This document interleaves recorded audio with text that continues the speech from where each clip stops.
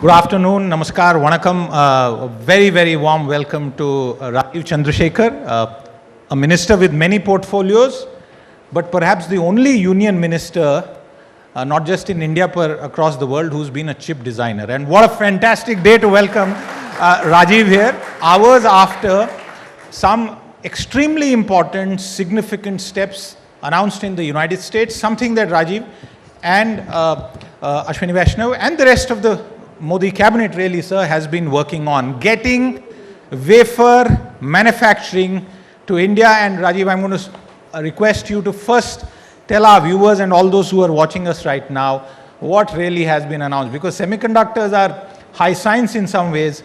Do demystify what all has been announced just hours ago.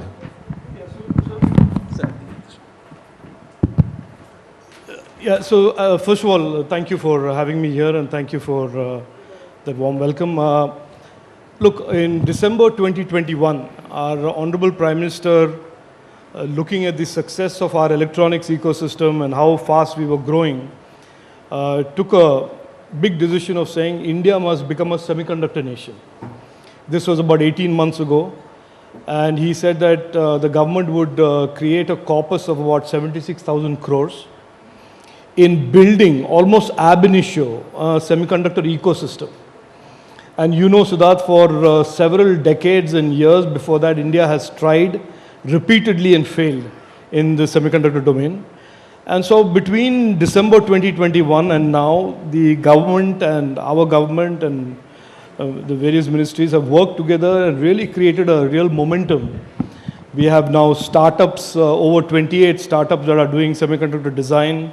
We have implemented a global standard curriculum this year that will create 85,000 VLSI engineers. We are building a research center and facility in Mohali. And one of the important elements is manufacturing. And what was announced yesterday by Micron, which is a $3 billion investment in packaging memory modules and memory chips. And that will be done in Gujarat. Micron is a very significant, important name in the semiconductor ecosystem. And essentially the stuff that they will manufacture, since you said demystify, I'm going to be very simple. Yes, absolutely. Is NAND and memory modules and memory chips that will go into smartphones, data centers, servers, laptops, and that constitute almost a significant part of the silicon that goes into an electronics product. Everything apart from the logic, which is the microprocessor, is memory, and that is going to be made in Gujarat by Micron. It's a big deal, a big milestone in the growth of the Indian semiconductor ecosystem. And three names that are involved in the three announcements are, in a sense, the three foundational pillars of semiconductor. Micron in memory, Lam Research and Applied Materials are two very important companies that deal with the core technology of semiconductor manufacturing.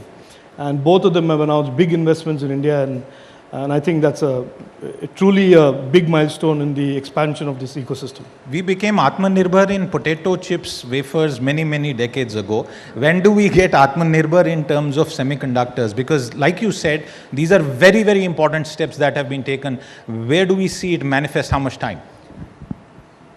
So this is certainly the semiconductor and AI and quantum and high performance computing, the four pillars around which the Indo-US technology cooperation agreements yesterday that the Prime Minister and President Biden announced are all really technologies of the today and the tomorrow.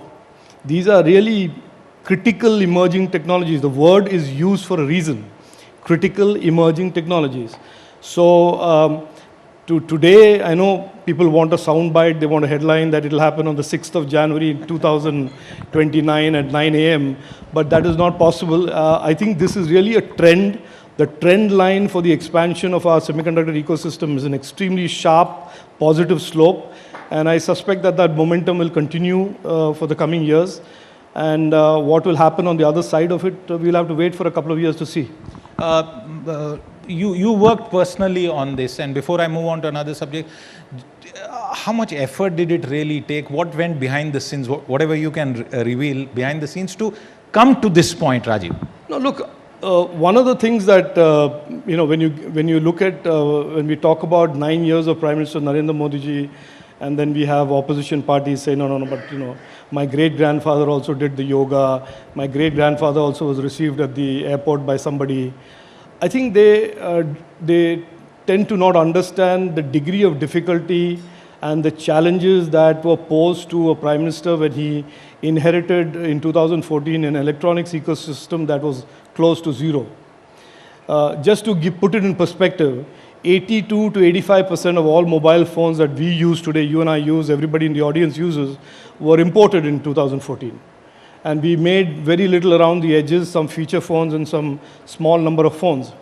Today, 100% of mobile phones consumed in India are assembled in India, made in India by really world-class factories that have created over 12 lakh jobs in the last 2 years. Now, that did not happen because somebody woke up and just snapped a finger. That took some real determined governance, action, policies, and that has what has led to this. Similar kinds of deep determined work, starting with a policy outcome, policy objective, started in December 2021. And what you are seeing today, this really accelerated pace of growth of our semiconductor ecosystem is a consequence of some really hard work by our Prime Minister and frankly, a relationship like the India and the US are today can only be a significant tailwind for the expansion of the semiconductor ecosystem. So I think it is a lot of hard work that has gone into it, but also the fact that India is on the rise makes partnering with India much more viable, much more attractive for countries like the US today than any time in the history of India, any time in the last 75 years. A quick one on the rest of what has been accomplished in the United States during this state visit. Apart from semiconductors, how would you describe it, especially on the technology front, Rajeev? So you will call me biased, and certainly I am, but I certainly think this is unprecedented and historic, what is happening. Some 35 years ago, I trudged off to the US as a graduate engineer looking for greener pastures, and I can certainly tell you that the respect that an Indian got those days versus what we are seeing today is a very different, this is almost a different solar system. And, for the US today and the US government and the US industrial ecosystem to say that in these 4 or 5 areas of technology that are really going to determine the future of global economies, global trade, global consumers and enterprises, that they choose to partner with India is really is not just coming of age of India, but is really taking India to a very different level in terms of how the world sees us and how the world sees young Indians today and how the world sees young Indians' capabilities vis-a-vis these really state-of-the-art, cutting-edge technology objectives and goals that are out there in the future. So it's a very different, to use a credit rating phrase, this is Indian youth, young Indian is being rated AAA plus today, when in the old days it was a double C minus or whatever it was.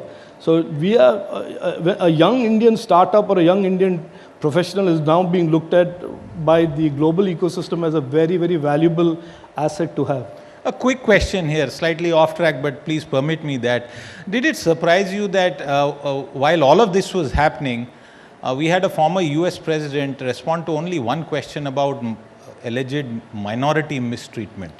No, I don't. You look, I tend to look at people not as perfections. Certainly Barack Obama has many things that he did not do very well during his presidency. He's a great man and he's a very erudite, articulate gentleman. But distance tends to make things very foggy and hazy. When you're 6,000 miles away from a scene, you tend to have very distorted views of what is reality. So I'll just leave it at that. I don't want to get into what is his personal view about what happens. We are living here in India. We know what India is. We know what the reality of India is. And so therefore, if somebody happens to comment on it, I don't think we need to jump too up and down about it and react too much. Everybody is entitled to an opinion, even if it is very wrong. And absolutely, some interesting timing there, but I digress.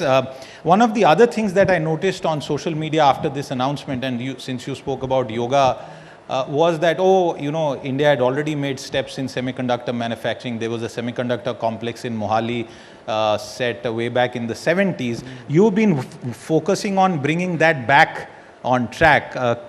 Tell the audience what is happening on that front, sir. No, so I think the semiconductor Mohali complex, which has built, burned down, built again at considerable public taxpayer money, has really drifted in the last many decades and is not anywhere close to what the cutting edge technologies and cutting edge electronics require. We plan to modernize it. We plan to make that a fab, a prototype fab, as well as a research fab.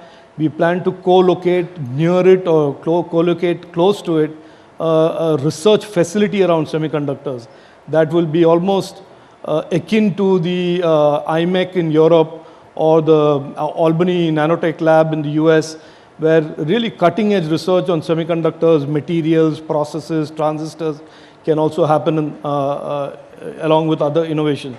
So we have a roadmap for it. There is a budget that our Honorable Prime Minister has given for that, and we certainly are determined to make that a very, very central piece of the semiconductor ecosystem that is being built out. As a young MBA student, I was fortunate to intern at that very same facility where the land had been given by then Gyani Zail Singh, the Chief Minister, at just ₹1. Rajeev, I want you to tell our audience about the benefits of, in terms of job opportunities, this initiative will generate, because we are at the Business Today Best Business Schools and HR Summit. No, so yeah, I meet students very regularly. I go to campuses very regularly, and I say to you now what I say to them when I meet them, which is that the world of jobs related to the technology ecosystem is just rapidly increasing. But the underlying characteristic or the underlying defining attribute of those jobs is that there is a lot of high skills required. For example, in the electronics manufacturing segment alone, the last 2 years, about 12 lakh new jobs have been created. As you get into higher end electronics, electronics design, semiconductor manufacturing, there are lots of jobs that are going to be created, but at the very, very high end of skilling. Now, for example, the 3 announcements yesterday by Lam Research, Applied Material and Micron, I think will create not less than 80,000 jobs. But out of those 80,000, I think very clearly, in my opinion, 65 to 70 will be seriously high capability jobs, which are global standard jobs, whether they are VLSI, characterization, quality, whatever, manufacturing, process. And so I say to students nowadays that even if you're doing an electrical engineering degree or an electronics degree or a computer science degree or an MBA or whatever the degree is, you certainly need an industry-specific, domain-specific skill.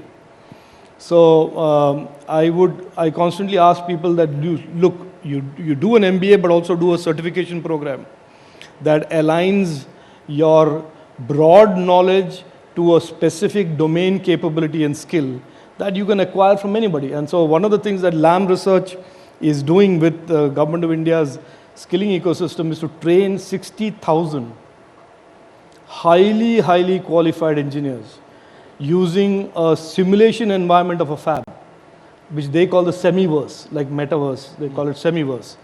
And so 60,000 engineers that could find jobs anywhere in the world.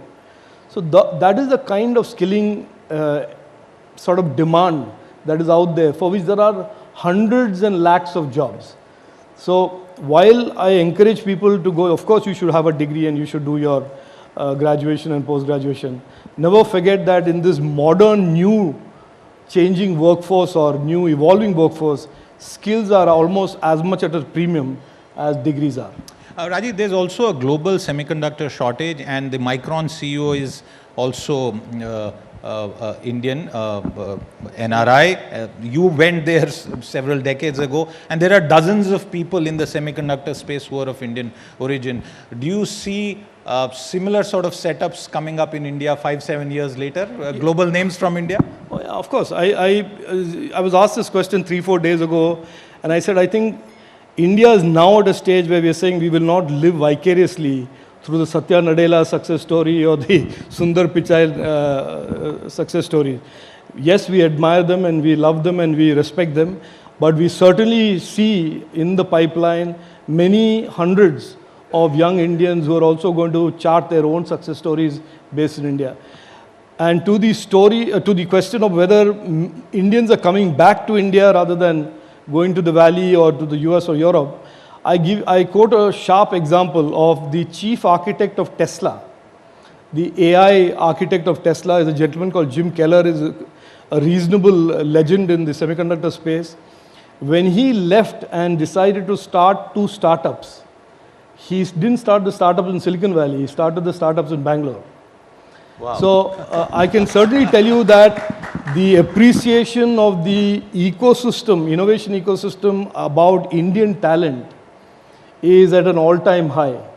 And if anything today, we should be just cautious that what is required by the growing technology economy and the digital economy and the talent that is required for it, there should be no gap. And I have this constant engagement with institutions and universities saying that, look, the opportunities are being created, the job demands are there, but the issue is about do we have the right type of skills that the job requires. What is missing, and since there are several directors of IIMs, of other prominent top business schools here, for them to ensure that some of these technology related new developments, they're able to catch on, because you have graduates, but sometimes they really don't know enough.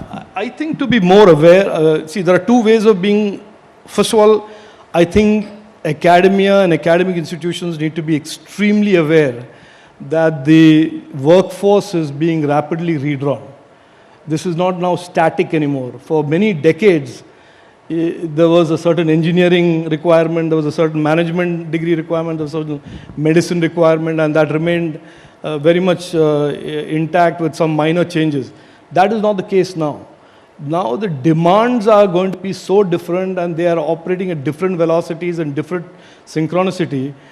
AI today, I know, for example, there is an Indian company that has had to recently go out and hire from abroad because there was a shortage of AI programmers in India. Institutions have ESG courses, but they don't have AI courses. So I think my advice to institutions is A, be aware that there is a lot of this change happening. B, either directly or through a close partnership with the industry ecosystem, be able to adapt your curriculum, either deep changes or minor changes with electives, to make sure that the required skills are there as the graduate moves out of the door. There is nothing more frustrating for somebody to be a graduate and go out of the door of an institution and find that he or she has an aspiration for a particular job, but is certainly not skilled enough for it, and then having to chase after some skilling program for it. There is and we are encouraging more and more universities and colleges to also do more and more vocational, or whether you want to call it vocational or skilling, as certification programs as the student navigates through a degree. It is absolutely important, and I say this not some soothsayer or astrologer, that the industry, especially the tech economy, the tech industry, requires more and more skills and less of degrees. So it is, in my opinion, a good, smart institution will recognize that and will provide the student adequate skills as much as they are providing the capability of a degree. And what Minister Rajeev Chandrasekhar is also pointing towards in some ways is some of the biggest founders of absolutely cutting edge firms in the digital age didn't even complete their degrees. Rajeev, I want to go back to another point that you touched upon, India's sort of aspirations for technology-led development and how the world and the United States sees it. Yet we had AI pioneer recently basically say that India didn't have the chops to do it, and we had Tech Mahindra respond and say, we'll take on the challenge. What's your take on that? I think Sam Altman was misquoted. He has subsequently rushed and clarified that he did not mean what he said, or he did not mean what we thought he said. Look, I don't think today there is anybody in the planet who will come out and have a bet that an Indian startup cannot do something. That is a doomed to fail bet. I mean, I am seeing today cutting edge work in AI, semiconductors, quantum, high performance computing by youngsters all around the country. I'm not saying it is everybody is doing AI or everybody is doing quantum computing or everybody is doing high performance computing. But certainly there are these significant pockets of excellence that are today in India growing, and they are confident. So the difference between the AI ecosystem in the US and the AI ecosystem in India is not the quality of the talent. Sam Altman or ChatGPT or OpenAI have had the luxury over the last 5 years of building AI compute capacity, GPUs of a size and scale that is unrivaled anywhere in the world. Even Europe doesn't have it. So I think those are the things that today are the differences between India's approach to AI or India's capacity for AI versus the US. It is not the learning models, it is the speed at which these models can learn based on the AI compute infrastructure available. So I don't think Sam Altman meant that. If he meant that, certainly he has corrected it and retraced his statement. And I don't think there's any way that India will lag AI in any which way, excepting on the AI compute side, which we as a government are working with the private sector to rapidly scale up the capacity for. Did Jack Dorsey mean what he said? I don't know what Jack Dorsey meant, but he certainly, what he said was a lie, and I said that he was lying. And then beyond that, why he says what he said and what he said, for what purpose, you'll have to ask him. And I certainly don't want to waste my time on trying to second guess what is in his head. Absolutely, and that company never went into China. But I come back to the technology-related bit. Since you spoke about the government, what should and what will India's policy approach to AI be, Rajeev? No, we have a fairly clear, consistent policy that has been built from May 21, and the contours of that are visible for all to see in the IT rules. Our government will never regulate innovation, will never put a brake on innovation, will never try and regulate use cases of innovation, whether that's on the internet, whether that's AI, whether that is on the consumer tech. What we will do is regulate user harm. We will certainly prescribe, and we are systematically building the case for a framework that says we want the internet to be safe and trusted, because in India, 85 crore Indians use the internet, 120 crore Indians will use the internet by 25, 26. Students use it, elderly use it, women use it, men use it, urban, rural, digitally literate, digitally illiterate use it. So therefore, we certainly want the internet to be safe and trusted. And so our approach towards regulating AI is the same as our approach to regulating internet, which is that we will create guardrails and say, these user harm, you should never allow your platform to enable. So therefore, whether the deep fakes, misinformation, objectionable material like CSAM, whether it's religious incitement content, those type of harm, and we will inventorize the user harm, and that harm inventory will constantly be updated as we encounter more and more types of new harms on the internet, we will certainly see newer and newer harms. AI certainly is a big bad influence on the issue of misinformation. Misinformation powered by AI becomes these very difficult to distinguish deep fakes. So I can, after sitting with you for half an hour, have a video of you saying things that are absolutely untrue. Or someone could do the vice versa to or your to me as well. So those deep fakes are all powered by AI learning models. And so therefore, our approach towards AI is saying we will regulate, and our guardrails will regulate user harm of AI, but we will certainly not come in the way of deciding or second guessing what innovation AI can do or can't do. But is it also going to be that you will second guess opinion or try and regulate opinion and therefore clamp down on free speech? No, that's not. That's again one of those vague arguments that people put forth.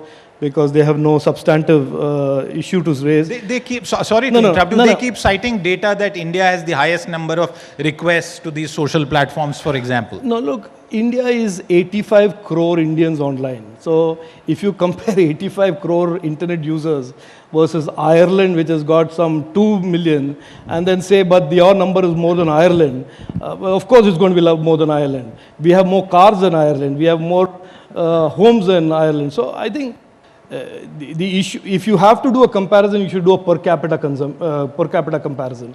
As a percentage of total connected citizens, as a country that is creating so much content, so much of data consumption, how much is our takedown compared to the rest of the world? And it is an infinitesimal, small little percentage on the total base. So that is where it is. But regardless of that, misinformation and free speech cannot be conflated. These are not the same. The right to free speech certainly does not give anybody the right to misinform, mislead, or incite. Okay, that's a very important point. How close are we on another project that you've been working on, which is the data bill, which takes care of privacy and other areas? It was believed that it will come to Parliament in July. Can you update us, Rajeev? Yeah, I think it should be. It should be in Parliament by July. We will wait and watch because it has to go through a process of cabinet and then from cabinet to the Parliament. Certainly from our ministry, our work is done. Consultations have been completed and we hope to see the bill introduced in Parliament in July. Okay. As we wind down this conversation, Rajeev, I want to also ask you to tell our audience about your own journey. I have witnessed it pretty closely as a correspondent. You were at the right point in history as a chip designer. You were the innovator of mobile telecom networks, amongst the first people who actually made a call and set up the network for making that call. You're now again making history in many ways. How's the journey been, and tell our audience? The reason I don't like to talk too much about the past is then people realize how old I am. So I remember going to a university and saying that, you know, I did this in mobile, and a young student stood up and said, but wasn't that 32 years ago? You know, and then you suddenly feel very old. Yeah, so yeah, I've done that. I've been there, done that. Look, I am currently, this is my 18th year in public life. I chose in 2006 to join politics and public life. Don't ask me why it happened. And I am serving. I'm deeply fortunate to be serving as a minister under Prime Minister Narendra Modi ji at a time that we are all living in. I mean, who would have believed that in our lifetimes we could have even dreamt that we would be the third largest economy in the world, and we are close to being the third largest economy in the world. And who would have ever dreamt in our lifetime? I certainly did not dream that we would have aspirations to become a developed nation just around the corner. So I think it's a tremendously exciting time that we are living in. I certainly like to say to people who listen to me that I believe that this is the most exciting time in the history of modern India that we are living in, and we are certainly seeing changes of the kind that maybe some people dreamt of, but I certainly could not even imagine. As a Fauji child, did you ever imagine that you would do all of this, create so much wealth, then walk away from that wealth in some ways, at least to continue to grow that directly? I didn't walk away from it, I deposited it. I don't want people to get the wrong impression.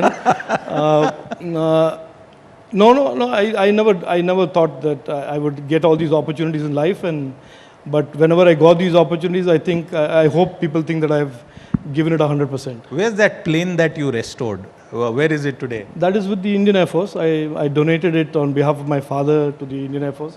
It's an aeroplane that he used to fly a lot. It was a Dakota DC-3.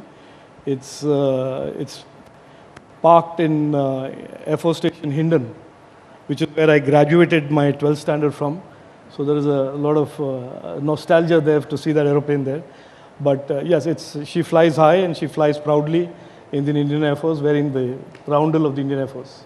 And Rajeev, many compliments. May you continue to fly high and the country fly high with all the efforts that you're putting in. A round of applause for Rajeev Chandrasekhar. Thank you. Thank you very much.